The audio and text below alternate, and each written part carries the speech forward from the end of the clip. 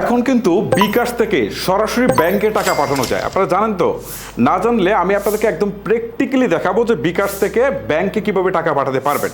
চলুন শুরু করি। এই যে দেখেন, আমার স্ক্রিনটার দিকে খেয়াল করেন, আমি অলরেডি কিন্তু বিকাশের অ্যাপে লগ ইন করে ফেলেছি। আপনারা লগ ইনটা করে ফেলবেন, দেন আপনারা একটু স্ক্রল করে নিচের দিকে আসবেন, এইখানে একটা অপশন দেখতে পারবেন অন্যান্য সেবাসমূহ।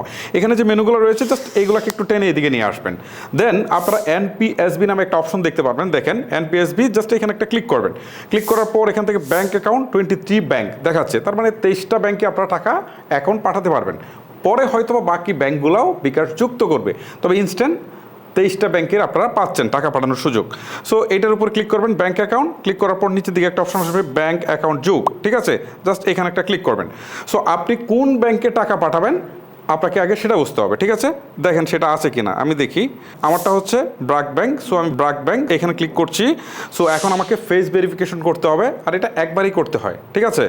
মানে প্রত্যেকটা অ্যাকাউন্ট যখন যুক্ত করবেন তখন প্রত্যেকবার করতে হবে, বাট একটা অ্যাকাউন্টে বারবার টাকা পাঠাতে গেলে একবারই করতে হবে, এটা মাথায় রাখবেন। ওকে, নিচের দিকে দেখেন একটা অপশন আছে শুরু করুন, এটার পাশে তীর চিহ্ন আছে, এখানে ক্লিক দিবেন। দেওয়ার পর আপনার ফেস ভেরিফিকেশন শুরু হবে।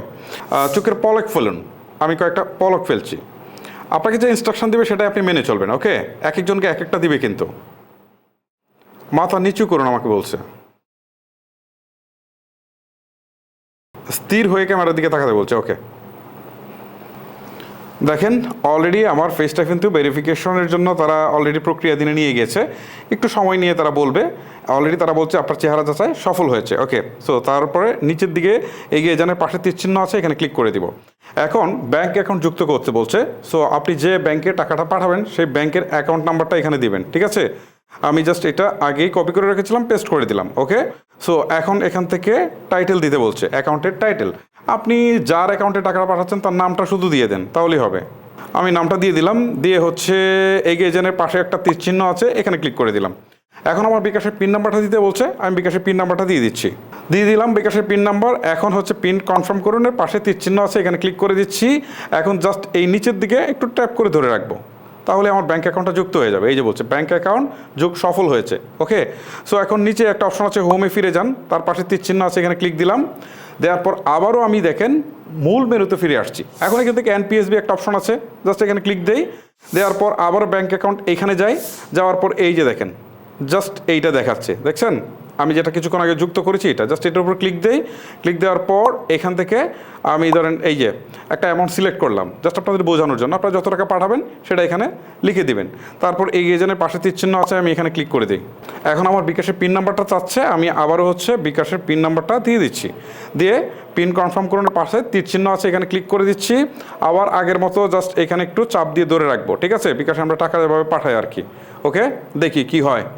বলছে একটি সমস্যা হচ্ছে, অনুগ্রহ করে আবার চেষ্টা করুন। এরকম সমস্যা হতে পারে, বাট আপনারা হলে আবারও চেষ্টা করবেন। আমি আবারও পিনটা দিচ্ছি, দিয়ে কনফার্ম করে দিচ্ছি, দিয়ে আবারও ট্র্যাপ করে ধরে রাখছি।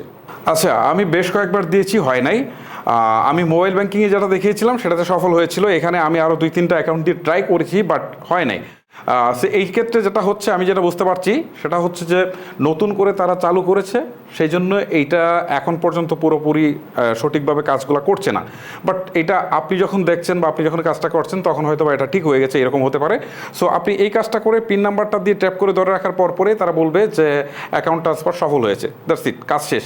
আমি কিন্তু পুরো প্রসেসটা দেখিয়ে ফেলেছি, বাট তাদের টেকনিক্যালি প্রবলেমের কারণে বাকিটা, মানে বাকি বলতে জাস্ট ওই অংশটাই শুধু শো করতো যে আপনার টাকা পাঠানো সফল হয়েছে, এইটুকু শুধু শো করতো। এইটুকু হচ্ছে ছিল কাজ, আর কিছু না। গাইস, আর ভিডিওটা লেন্দি করছি না, এটা হচ্ছে মূলত প্রসেস। ভিডিওটা এখানে শেষ করছি, নতুন কোনো ভিডিওতে আপনাদের সাথে দেখা হচ্ছে। আজকের মতো আমি বিদায় নিচ্ছি, আল্লাহ হাফেজ।